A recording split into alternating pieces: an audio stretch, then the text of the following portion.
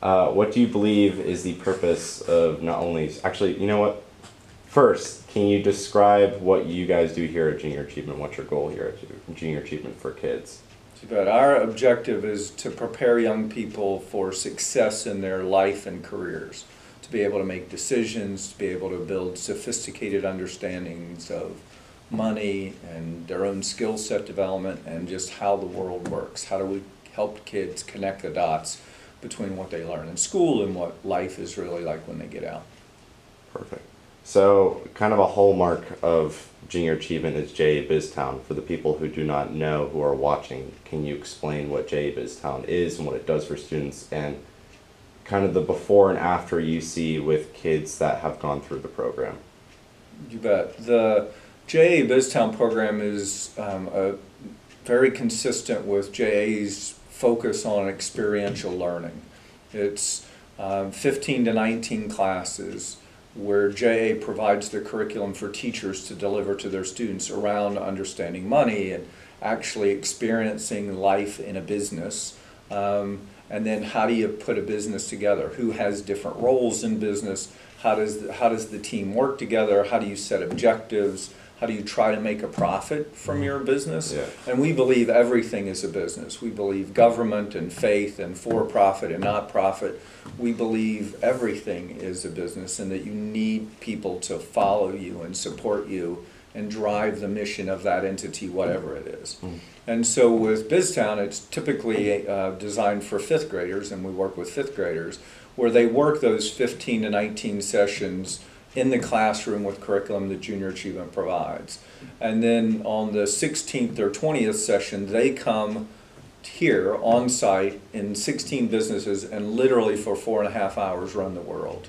They are the CEOs and the CFOs and the DJs at the radio station and the IRS agent. And so as they run those businesses, they take out a loan at the beginning of the day from the bank. They have to pay the loan back at the end of the day is the objective, and we see if they made a profit or not. Sometimes they do and sometimes they don't.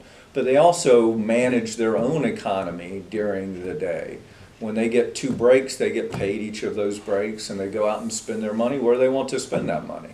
And so the experience that they have, both the teachers and the volunteers and the students, say it just transforms the way they look at how life really works. They apply the math they're doing to their budget and their income and how much they pay for products and how much do they have to charge to make a margin to actually make a profit. They have to drop off the kids now. They do chores. And so during the day, they have to go drop off the kids at soccer and go pick them up from school. And they tell us during the day, I can't believe my parents and you adult people do all this in the course of a day. And so a lot of it is just how do we give young people an experience so that they can start to understand how these pieces connect. Perfect. So kind of going off, are there certain specific kind of, besides with just financing and understanding, are there like certain, I'm trying to get certain traits and certain skills that you think kids learn from JA BizTown that kind of correlate with what Common Core is trying to go towards and what the, I guess, the global job market, which is obviously ever evolving, but what's that is looking for in a student and a prospective employee? Do you think JA BizTown does a very good job of instilling those skills? Well, I think JA BizTown is one of the key elements of that. One of our areas of focus and priorities is that we think this is a progression for young people. So BizTown is a component of that, but the analogy we always use is professional athletics. The first day somebody's a professional athlete in football or baseball or basketball, the first day they get paid to do that for a living, they're a world-class athlete in their sport. They know who's great and why, they know who's not so great and why, and they know where they fit kind of in the pendulum and kind of in the scale of that. Well, they do that, they're able to do that because since the time they're 8 or 10 or less, they've been cultivated and kind of, they've been developed from their teammates and their parents and their coaches and competitors to kind of build those skills. And they've succeeded miraculously, and they've failed spectacularly over and over and over again. And so what we believe is that the education of young people needs to happen from the time they're 5 and 6 and 7, every year up through their graduation of high school. And we feel that BizTown and the other classes that we have help provide that, because the reality of what we hear from employers, and again, businesses, employers is a larger term than just businesses, of government and faith and for-profit, not-for-profit, all that, is that they need young people, they need employees who can problem solve and be very effective at interpersonal skills, and have both the hard and the soft skills that allow them to compete and succeed in their business. And what we hear from educators, there's a lot of confusion around the Common Core. It's a very hot topic around education. Business, in our experience, doesn't understand it and isn't as engaged in the Common Core area of focus. There are components and individuals, but to scale, business doesn't understand the Common Core components. I think the objectives of having young people ready and prepared and integrating this education portion of their life with their career portion is a common objective. I think it's very difficult, and our culture, our community, and the country hasn't done a great job of aligning those two components. I think we're still predominantly educators talking with educators and business people talking with business people, and we're just starting to get better at how do we integrate those perspectives as we get young people ready for their career. So do you think that there could be more of a kind of communication and collaboration between the business world and the education world to maybe more towards the end of high school and beginning of college, really find a way for kids to understand the way the business world works and find maybe a pathway for those kids that want to go into certain business fields that have different ideals than Common Core, that they can maybe do internships and stuff like that, make that more, I guess, available to them? Do you think there's a possibility that could happen not only at like UA and public schools around Central Ohio, but do you think internship programs could start at school instead of kids having to look like outside of school and other places? Absolutely. I think young people should be engaged earlier in work and life and career experiences. I think what we often do in our culture is focus on how we do that and what we're trying to do and what the criteria of the systemic success is, whether it's Common Core or you name the program or the design or STEM or any of these things. I think they all can be very good and very positive. And I think as a community and as a culture, we first need to understand what are the young people's passions and interests, and then align the education of them in the broader sense, both the K-12 education, their experiences through internships or potentially apprenticeships or activities based on what the young people's passion is. Because what we hear all too often and see is we as systems try to slot young people into specific paths, and it's just not, it doesn't work. Statistically, according to Gallup, young people lose interest or less engaged in school every year from 5th grade to 12th grade. They drop every single year in their engagement of school. And they also drop every year from 5th grade to 12th grade. And they're saying that they're going to get a good job when they finish school. So I think all too often we've left it to the educators to try to build that path, and they're not trained in business. They don't have experience in business. And so they're trained and they have experience in education. And at the same degree, we have to get business more engaged in reaching down and working with young people in elementary, middle, and high school, so that by the time they get to high school, they have a sophisticated drive. Like back to the sports analogy, LeBron James is the best basketball player on the planet. He did not go to a 5th grade camp and then say, when I get out of high school, I'm going to play basketball again. he played it every year so that he could develop his passion and his talent. And I think that's where we need to have the employers of the community and the region and the country get more engaged with educators to jointly create how this should work, rather than having a primarily education focused or a primarily employer focused way to address the issue with the kids. Okay. Does that make sense? Yeah, yeah, that was perfect.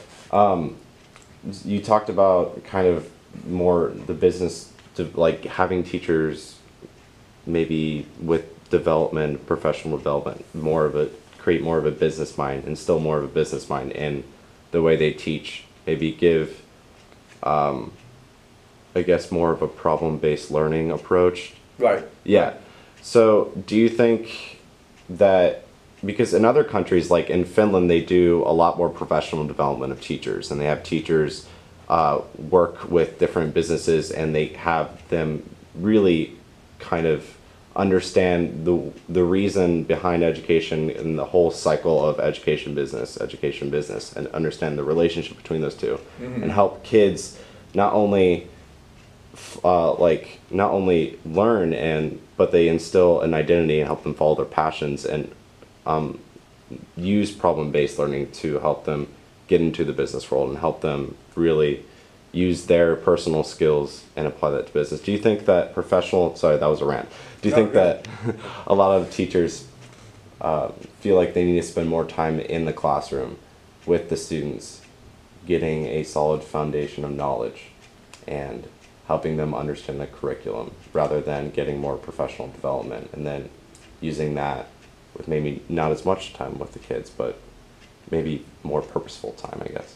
Yeah, I think regarding the educators' professional development, as well as the professional employers' business, the community's engagement, I think it's a concurrent issue. I don't think it's just about how do we provide more professional development for educators. I think it's how do we have structured, specific time where educators and people in the employed community outside of education spend time together to learn from each other. Because the professional development, first of all, I think one of the key issues is we haven't defined what success is well. For us, I think we need to define success as that young people are ready to manage their career, manage their interest, manage their passion, and understand the business of their passion. And that's not where we start. We generally start with the system of what the education system's designed to do, or in a very, very few cases, what does the profession need, like law and medicine, where there's a track between kindergarten and the end of their career in medicine and in law, but there aren't in most careers. Because I don't think we've defined what success is. And when we define what success is, to your point, I think at that point we're able to say, let's make sure educators continue to evolve their development to both understand how young people learn and what the community and industries and employers need, because we don't do that well. And we need to do it concurrently so that employers have a better understanding. I mean, I've had CEOs say, I can close a $50 million deal, but don't put me in front of 23, 11-year-olds and ask me to talk about business, because they're not used to being around young people and articulating what it takes to be successful in business to 11 and 12-year-olds or 5-year-olds or 14-year-olds. So I think the professional development component is how do we jointly integrate professional development for educators and for businesses. And to a couple of your other points, I think the testing mindset I think we test kids too much. We don't spend the time working with them to develop the skills they need. And then my sense is we need to test young people less often and spend more time educating them and integrating this education so they do have more project-based or problem-based learning opportunities. Because that's how they connect the dots between what they're learning in school versus how they can apply it to their life.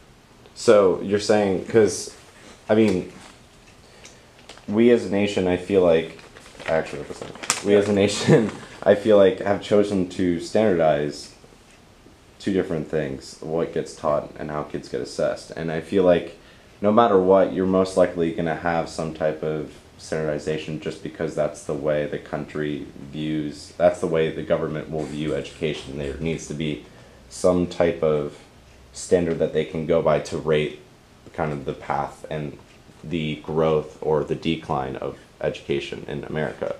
But there again, Sam, I think one of the key issues is what does success look like?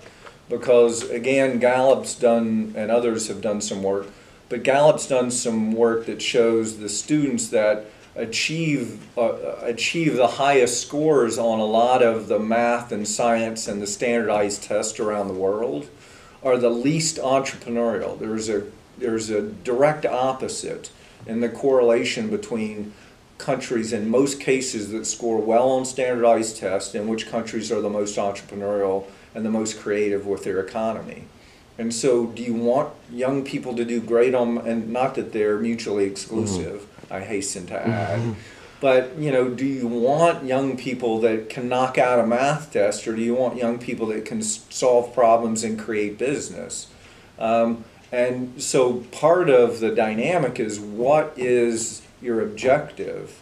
If your objective is to win on standardized tests, then evaluate, does that help you achieve what you want to get out of your system? And it has to be looked at in a more complicated way, in my opinion, than just do they do great on standardized tests or not. I think you have to look at it with more nuance than a simple question that requires a quick answer. Do you think that, how do you think I guess, how do you think you guys, or just, I guess, if we weren't going to do standardized testing and we were going more towards a model where business and education were more collaborative and linked, how would you get teachers on board? Because I've talked to a good amount of teachers, and I think the general consensus is they don't necessarily like problem-based learning, because I think it feels like they don't have as much control in the classroom, and they believe that the system has worked for them, so maybe it can work for the younger kids, for us. How do you get to them that this needs to change, and that problem-based learning is something that's going to be evident, and is evident now, but will be throughout the next couple decades? Because, I mean, that's where the world's going. Yeah, I think part of the challenge is whenever you label something, you have people that are for and against it. So whether you call it a STEM program, or whether you call it project-based learning, or whether you call it whatever, generally as soon as you name it, it becomes political. And there are people that are for and against it, or it becomes a flashpoint. I think the dynamic at play here is that when we come together and say, we're going to work with young people, so it's about how do they succeed, and how do we drive them so that they can take their own careers and their own lives and our economy and our communities to a different level. I think that's when we define what success is there, and we say, how do educators line up, how do parents line up, how do we get business to line up. I think that's where a lot of the politics and the dynamics associated with what we're calling things, we need to find kind of middle grounds so that we come up with hybrid terms that aren't so politically divisive. I think that most teachers that we work with, when they see the experience-based, project-based learning around BizTown and our in-class programs, they are lit up and they say, these kids learn more and more quickly, and they're more engaged in this. The other dynamic is that kids with different learning styles learn from this kind of learning, from the experiential learning. Because if I'm a talker and I have the attention span of a gnat, it's not going to be good for me to sit in class. And we've talked to just countless people in business who have been incredibly successful who said they were not good students because they did not do well in an environment where they sit and listen to people for 6 hours. They needed something tangible and tactile to go do and problems to solve and something to go drive towards. And we see the same thing in fifth graders at BizTown. We've had teachers tell us we don't even recognize that student. And when we say, what do you mean by that? They said, you know, in class they're disruptive, they're a problem, they don't pay attention. But here they know their job, they work with other people, they'll pull the group together to try to figure out how to come up with the best answers. And that's just not a one or two off kind of dynamic. That regularly happens here. The teachers are energized and excited about it, the kids are energized and excited, but I think it's dangerous sometimes when we label things. Mm-hmm. Do you think that, I guess, for students who have more of a mind where they have to be hands-on, do hands-on activities, do you think that for those kids who do well in school currently, do you think that problem-based learning can be a universal approach? Because maybe some kids who do well in school already might not take to it as well as the kids who really need that activity to get up and get out and really kind of show their social skills? Or do you think that's something that needs to be put on them because they need to develop social skills because they've been in the classroom and they're constantly being, information's constantly being thrown at them, that they're more attuned to listening instead of actually taking charge of a situation, maybe being able to present their ideas in a really cohesive way? Yeah, and I think students become more well-rounded as students and as individuals and as future members of the economy and workforce when they see the different components that are required for them to be successful. So that if young people are incredibly effective academically and have very little interpersonal skills, they're not going to be as successful as they would be if they had strong academic achievement and strong interpersonal skills. And the same is true with young people who would much rather be more engaged and have a more personal interaction kind of environment. When they get in that and understand, if I can't do math, and if I don't understand how things work, I'm not going to be as effective just going out talking to people if I don't understand my product and don't have depth of knowledge and can't figure out how much it costs and how much I need to charge. Mm-hmm. So I think the dynamic at play is, as with virtually all things in life, there's not a singular answer to this. We've got to have academic components of this so young people progress down that path. And we've got to have these experiential opportunities for young people to understand that it's not a one or the other answer. We have to look at it. And the other component is we need to understand that we need to help young people drive their skill set and drive what they love and what their strong suit is. We can't force them into just be a great academic or just be a great social, and those are two oversimplifying kind of the components, but it's reflective. We've got to let young people see the value proposition, not only for their own development, but I think those are some of the things that this, whether you call it project-based learning, experiential learning, integrating the different groups are key to how we can get people to be more successful. Do you think that education in the U.S. can be individualized to that extent? To really be able to access the personality and the skills of kids and promote them in such a way that everyone, I guess, across the board is able to really understand what they want to do and the skills that they have and the skills that they need to work on when they go in college? I absolutely think it can be done. I think it has to be very intentional, and it's going to require effort, and it's going to require us to transform how we do this. We collectively, educators, the community, business, and people are engaged in this. You know, the education system that we currently use was designed for another era. I mean, it was not designed for where we are today.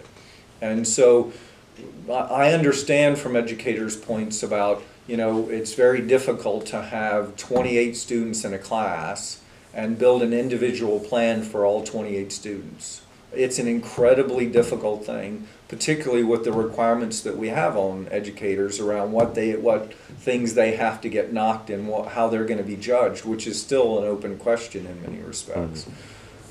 And as we as a society come together and say, for us to understand these 28 young people and help them develop and guide their path based on what their interests and skills are, and connect the things we need them to know around the skills that we need, the students are going to be much more engaged.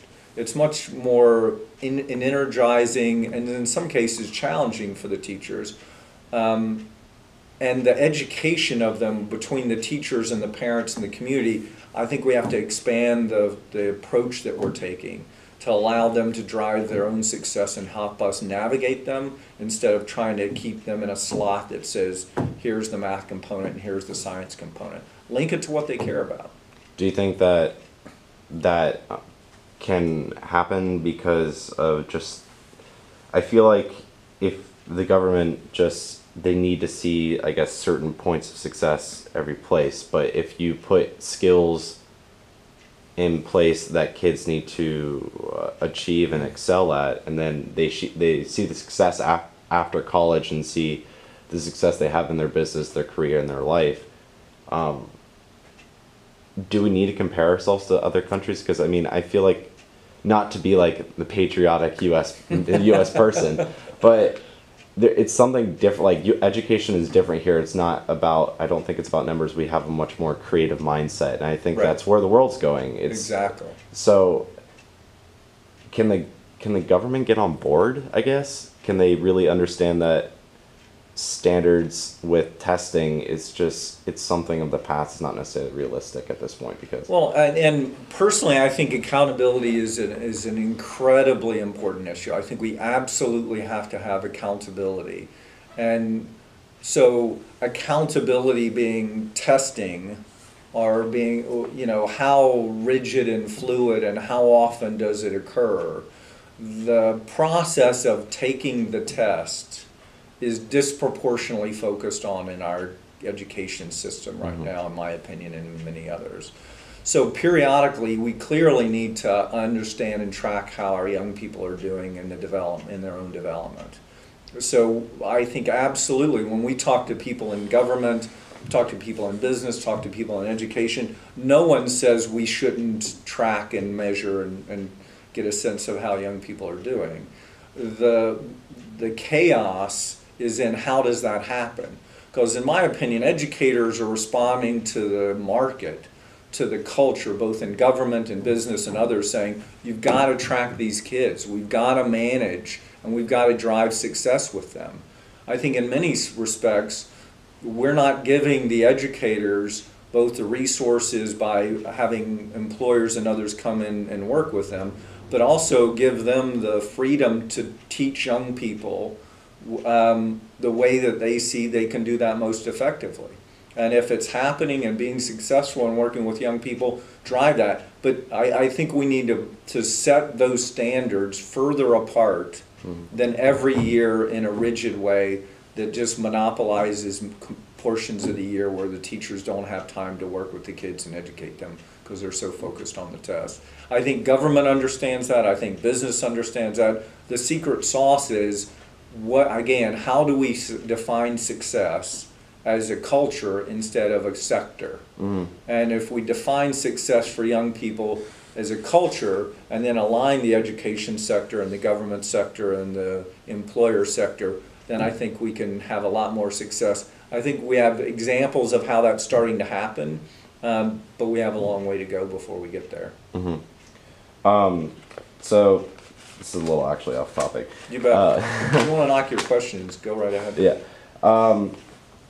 So specifically, what makes a 21st century learner and 21st century, like if you had to just give me like the top 5 big skills that are needed to create a 21st century learner and someone who can be successful in the business world and just their careers going into jobs that may not have even been created yet. these aren't a formal five, but Yeah. the key things from my point of view and what our experience in is, number one, does the young person have confidence in themselves? And that's regardless, that's not necessarily academic confidence, but are they comfortable in their own skin? Are they comfortable asking questions? Because what we find all too often is a young person, particularly one that's economically challenged or hasn't had a lot of success personally, they won't ask questions because they think it shows that they're stupid and they don't get it. Mm-hmm. The most intelligent kids and the most intelligent adults ask the best questions because they're confident in it. They don't know and they want to better understand. So I think confidence is an incredibly important component of 21st century success. I think having an ability to solve problems and evaluate things and look at something and say there's more than one way or two ways or probably 10 ways to do something.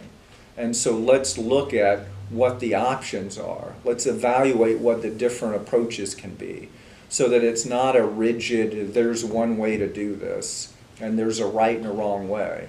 I mean, we need to have young people understand how gray things are sometimes and how we need to work together and understand it better so that you may not know the truth and I may not know the truth, but it may be in the middle, and if we work together as a team, we can do that. So number one, are they confident? Number two, are they open to what other people's perspectives are and looking at things in a variety of ways? So the third component for me is, are they persistent and do they have passion? Are they energized by what they're doing and the questions and the topics and the things that they're doing in their life? If they're passionate and persistent, they're going to overcome the hurdles and the roadblocks and the things that get in their way. And all too often, I think we don't allow young people to understand that taking risk and working through failure and trying it again is a positive, it's not a negative.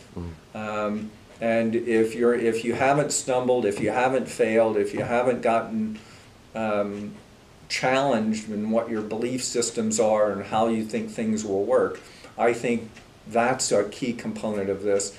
And then the other are some of the more kind of standard components of, do you have soft skills? Do you have good personal interaction with others?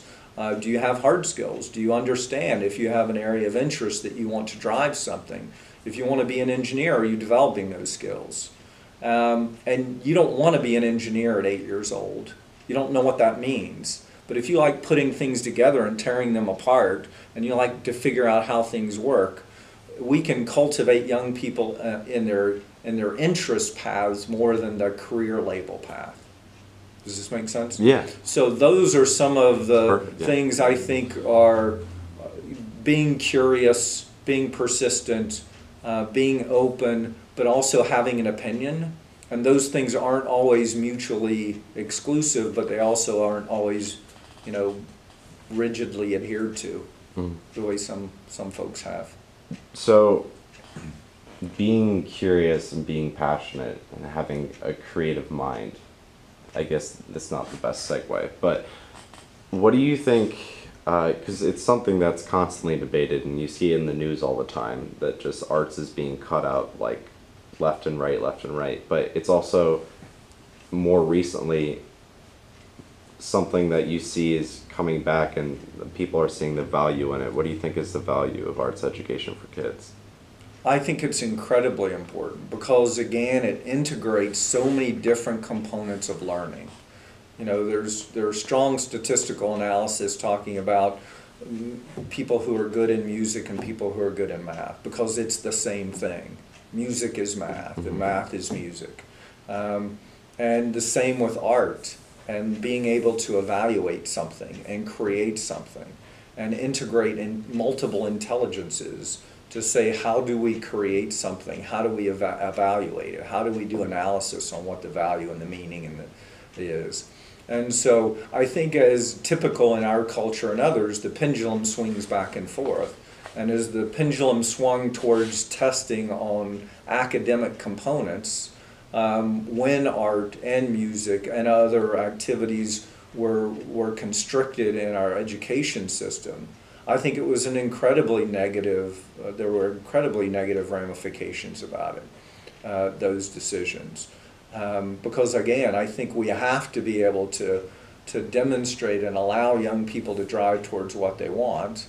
And sometimes they don't know that until they get an experience in art and music and science and math and all those to see how they play together. I also think it's reflective of the lack of sophistication we have in our society about how we approach young people. And we do not have a sophisticated understanding of both what we need young people to be in the economy and where they are today. We ask young people one question about their career as adults. We all ask the same question. I've asked this question 1,000 times. I've gotten the same answer 1,000 times. And the one question we ask kids about their career is, what do you want to be when you grow up? And I've also asked thousands of people, did you know your job existed when you were 15 years old, to adults? And 95+% of them say, I had no idea the current job I had existed when I was 15. Mm-hmm. And to me, it reflects how the lack of sophistication we have about discussing these issues. When we ask as adults kids one question that virtually none of us could have answered when we were their age. It's just crazy. Do you think that if that starts earlier in their education, kind of talking about just, I guess when you're 7 and 8 years old, you don't really want to talk about what you're going to be when you grow, because you're just kind of in the present at that time. But just getting their interests in like specific fields and getting them in like things like BizTown, but making that more periodic, like just not every year, but just you can, if it was a constant development, and then you get more sophisticated as you grow up. Because I didn't know about my field, I mean, until I was a junior, and what things I wanted to do in high school. Right. And then at that point, it's too late for kids like me who want to do, I didn't know much about film. We didn't have a film class at school. We had an IB film class, but that was more like of an appreciation, a celebration of film, rather than what are the specific skills that makes a film set and makes a filmmaker. And I didn't know that until about junior year, last year, until I took a theater class. And the problem I had with that was, when I looked back on kind of the way I've developed as a student, the way I've developed my passion, is it's screwed up. Like I didn't have a chance to really explore what I wanted to explore in high school and as a kid, with having my creative mind that I do, because I lost so much time. And then at this point, I'm very proud of like the schools I've gotten into, and I'm very proud of my education and the way I've developed as a young man. But and I'm not trying to boast or anything like that. No, I understand. And but when we start too late.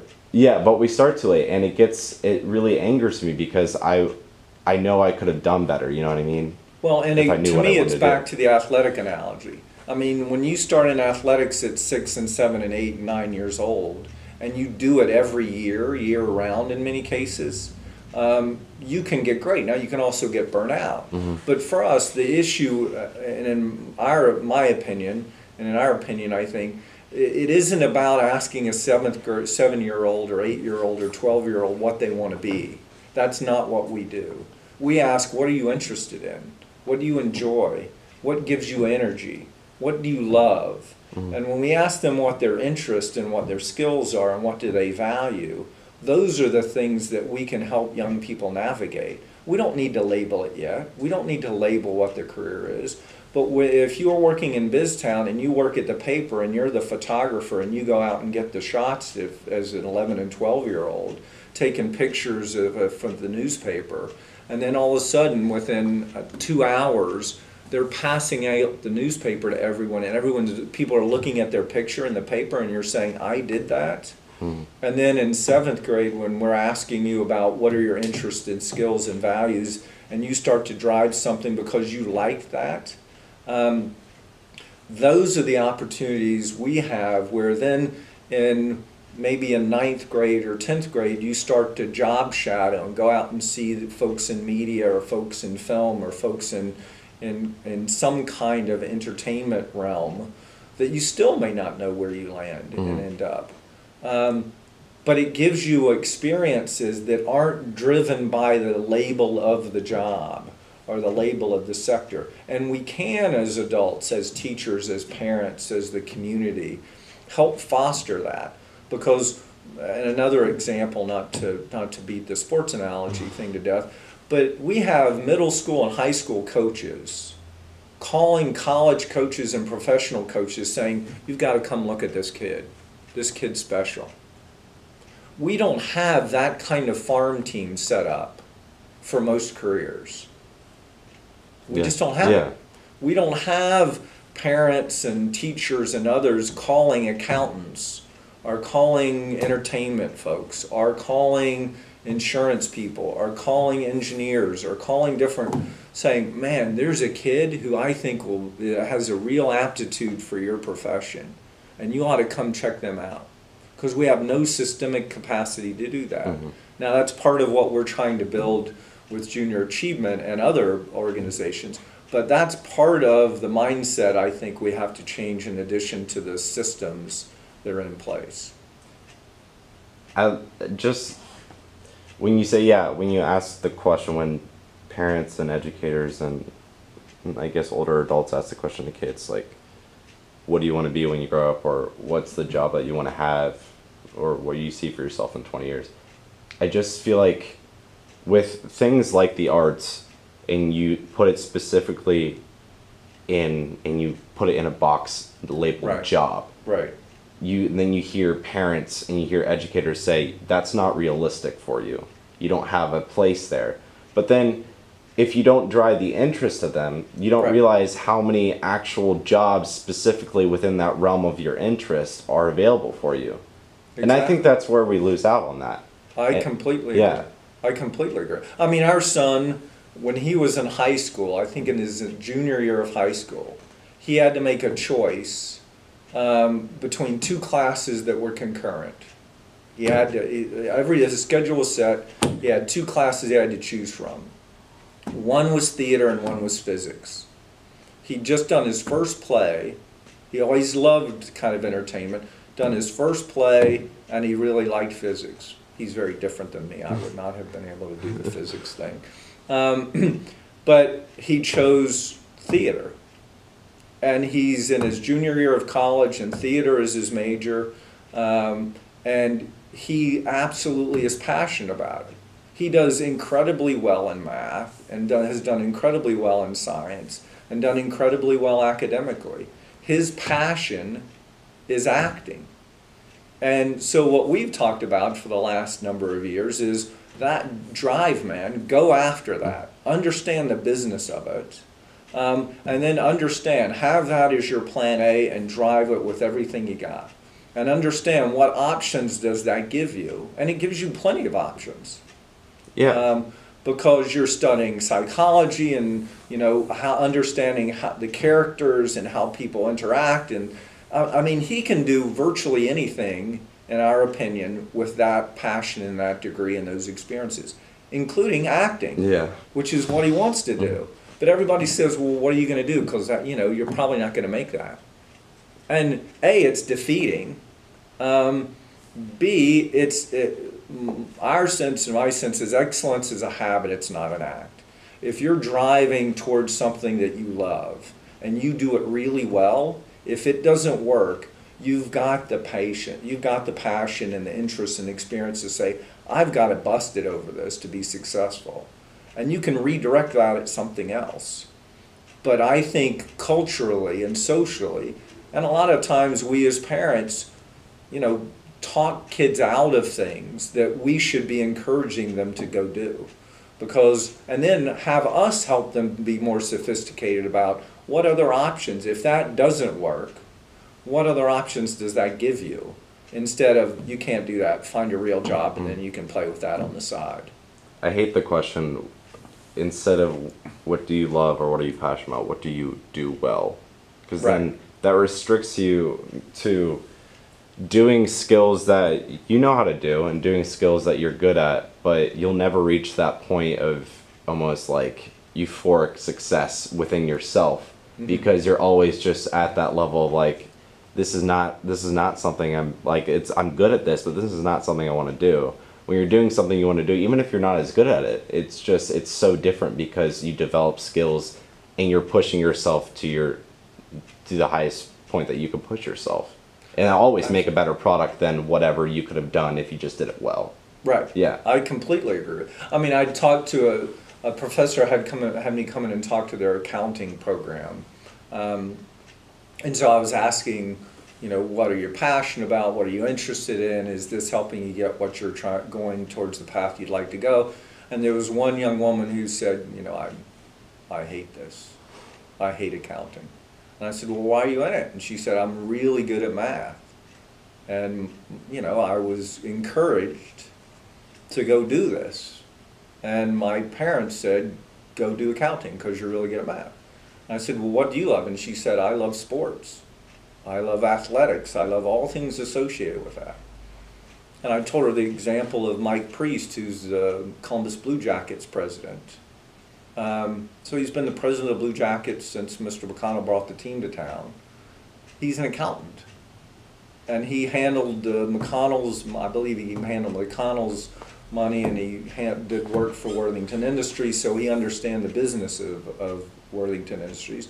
And he tells the story of Mr. McConnell came in and said, I'm going to buy a hockey team, I'm going to bring them to Columbus, and you're going to be the president of the Blue Jackets. And he said, Mr. McConnell, I don't know sports. I don't know anything about running a professional sports franchise. And Mr. McConnell said, you know how to run a business, and I trust you with my money. Go hire the sports people. And this young woman looked at me, and I said, so if you love accounting, if you're an accountant, you can do and run and be part of anything. But again, it speaks to the simple approach we take to things instead of having a more complicated view, complex view, to say, if you love accounting, the same is true with many other things, marketing. So it's a long-winded answer to say, again, we have to have a more sophisticated view. And one of your questions about testing and, is it how often or all those kinds of things are, I just think it's critically important that while we have accountability, we start at the success point that I've raised several times. And I think we have to spend a lot more time talking about that and then talk about how do we measure. We're talking about the what and the when and the where. We're not talking about the why and the how it happens. Those are some of the things I think we think are most important. Awesome. Okay, I won't hold you here any longer. If you have any questions, man, you let me know. I know you have a life too. This is just the last question. Sure. It's just a general question. Are you okay with, I guess, because there's standardized testing out there now, but there's also more data, more theories out there that lead more towards problem-based learning. Are you okay with the path that our education system is taking towards the future? I think our education system is utterly confused and in chaos right now, and I think that's in part because more and more people are trying to have a say in it. I think for decades educators ran education, and business basically didn't even look at it. Employers, government, I mean, there were components where it was engaged, but they clearly were not aligned. I think part of the challenge of education today is that we have more and more people trying to come in and have a stake in how do we help young people. And I think it's created massive chaos and confusion on 1,000 levels, because people have different experience and different perspectives, and it's really challenging to collaborate constructively about something this complex. And with as much political power, as much money, as many systems, as many employees and payroll and all those dynamics, it's a very volatile time. And I think we have to embrace the chaos a little bit, understand that it's going to take a while for us to work through this, and be what we think young people should be, and be persistent and being conscientious about being open to other people's perspectives, having our opinion, but not have it rule us and not allow us to hear other people's perspectives so that we can drive to a better place. I think it's crazy these days, and that's not a bad thing. I think we have to work through it because it has to change radically. And we all need to be part of it. It's not one group of people's job to do this differently. It's not just educators or employers or parents or kids. We've got to keep our nose down and keep pushing this forward. And I think that's how we're going to get to a better place. Perfect.